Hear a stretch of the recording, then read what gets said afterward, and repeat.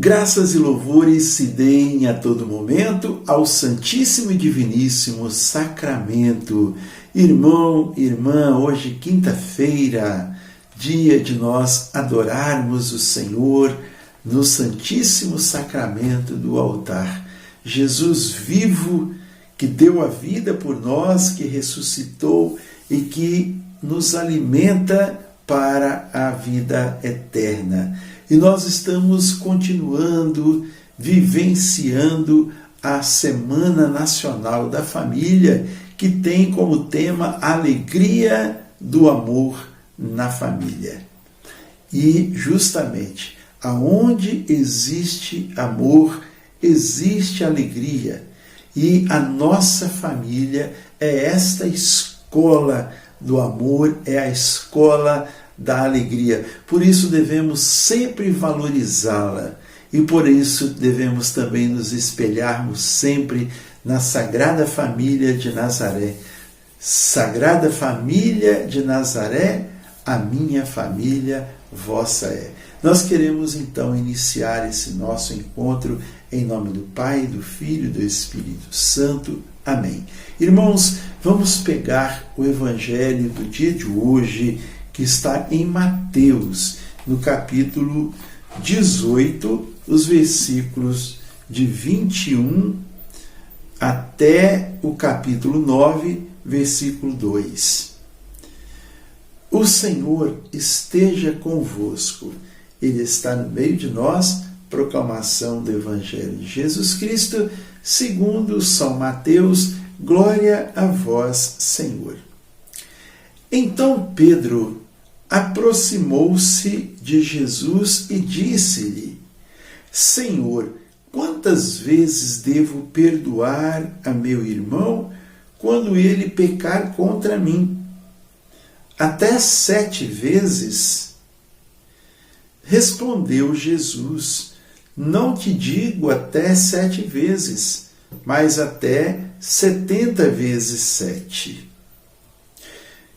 Por isso, o reino dos céus é comparado a um rei que quis ajustar contas com seus servos.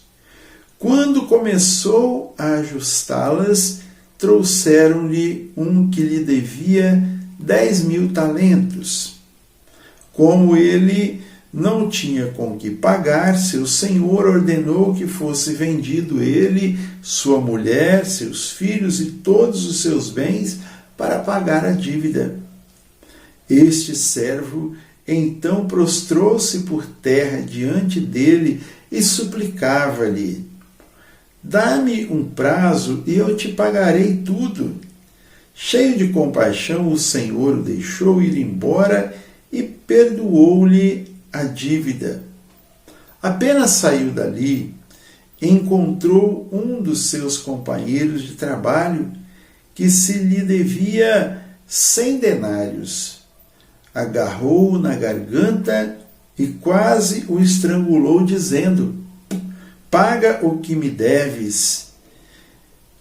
O outro caiu-lhe aos pés e pediu-lhe: Dá-me um prazo e eu te pagarei.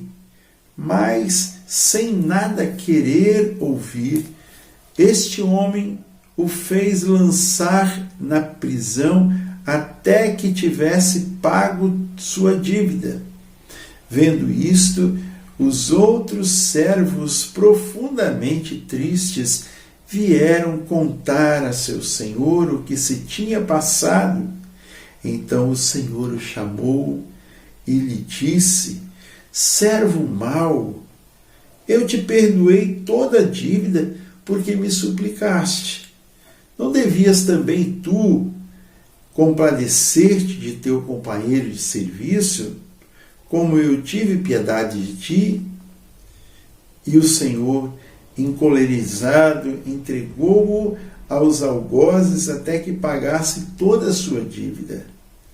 Assim vos tratará meu Pai celeste, se cada um de vós não perdoar a seu irmão de todo o seu coração.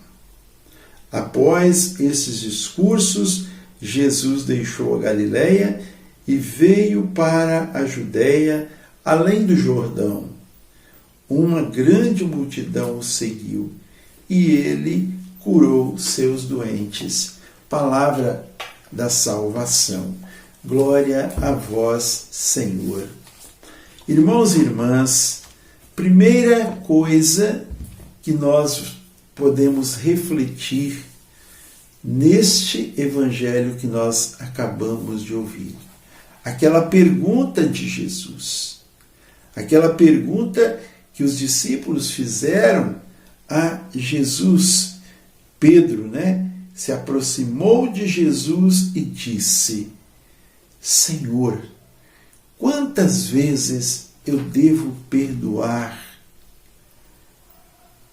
Veja essa pergunta. Por quê que Pedro perguntou?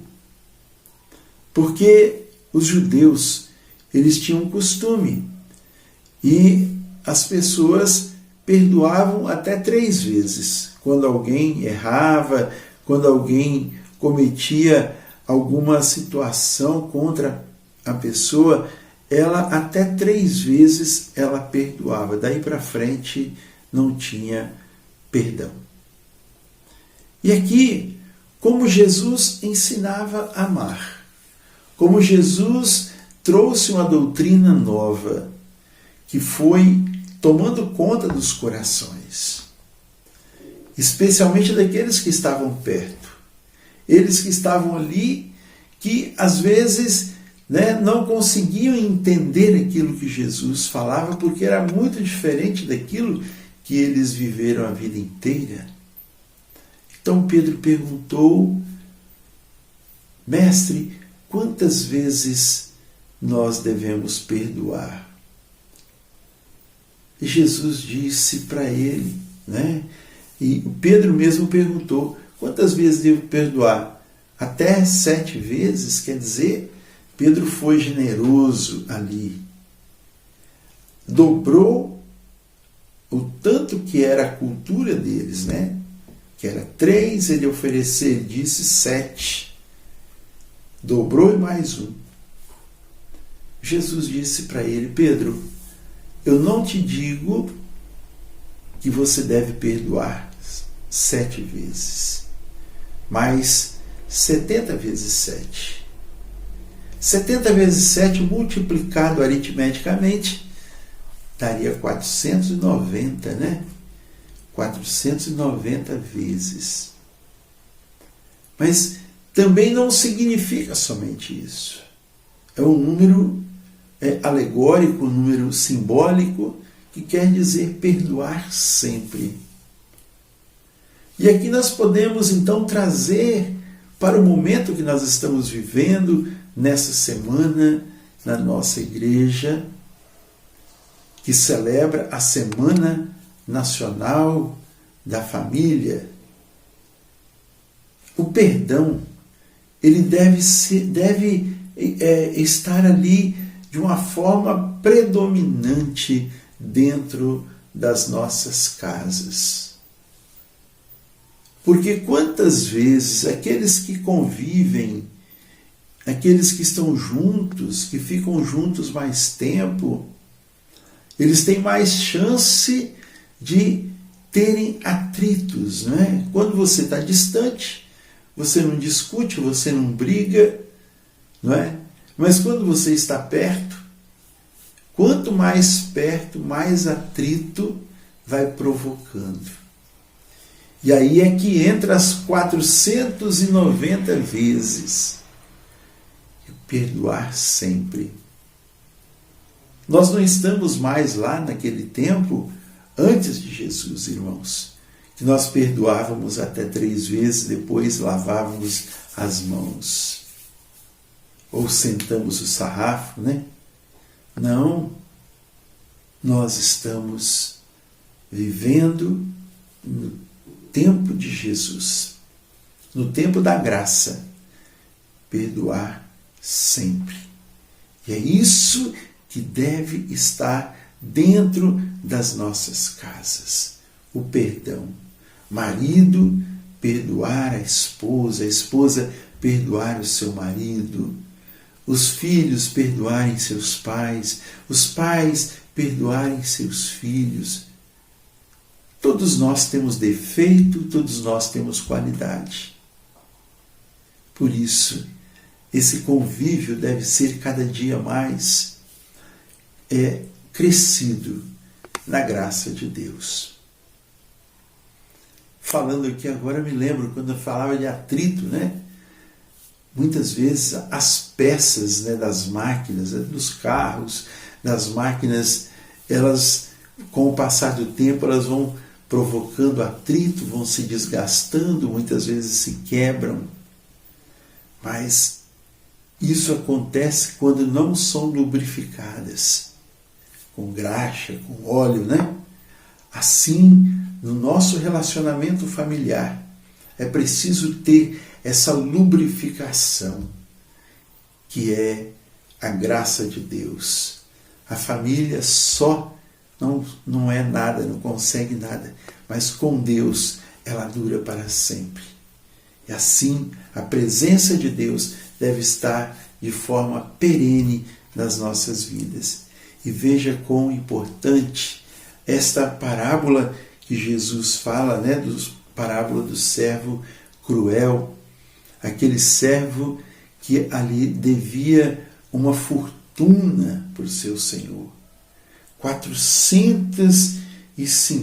350 toneladas de ouro. Imagine quanto era isso. Se fosse o valor de hoje, daria 106 bilhões, né, de reais. Enquanto que aquele mesmo servo que foi perdoado de toda essa fortuna que devia, ele apertou o seu colega de trabalho que devia um punhado de prata, cerca de 570 reais. Ele botou na cadeia, fez que ele pagasse tudo. E ali, quando os colegas ficaram sabendo, falaram para o Senhor. Então, aquele servo cruel, que exigiu do seu colega, mas que tinha sido perdoado, ele passou por maus apuros. Irmãos, diante de Deus, quantas graças também nós recebemos, quanto perdão nós recebemos de Deus. E nós não perdoamos uns aos outros, especialmente aqueles que estão conosco. Não é? Façamos nossas famílias crescerem. Sejamos, assim, pessoas dóceis, amorosas, que vivenciem o amor de Deus dentro de suas casas, de sua família. Para nós encerrarmos, vamos lembrar aqui, Semana Nacional da Família, esse dom maravilhoso de Deus, esse dom encantador de Deus. A família, ela é uma escola de verdade. Ela educa para a vida, educa para o céu.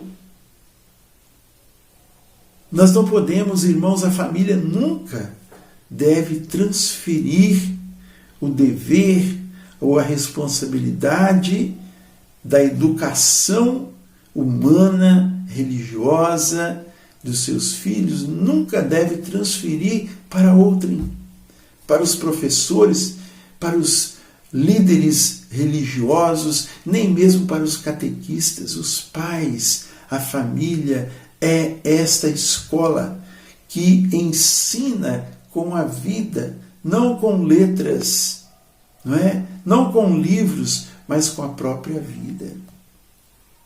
A família deve ensinar os seus filhos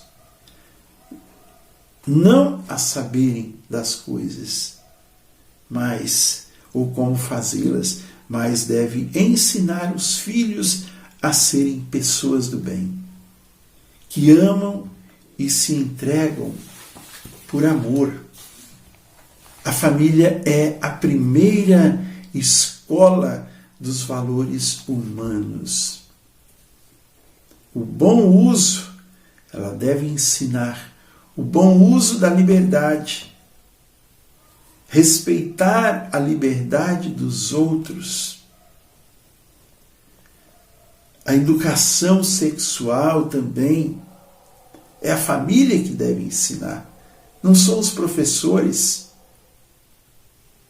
porque lá na escola eles passam a régua, nivelam todos, mas cada um tem o seu grau de maturidade, de equilíbrio emocional. Então isso é a família que tem que ensinar.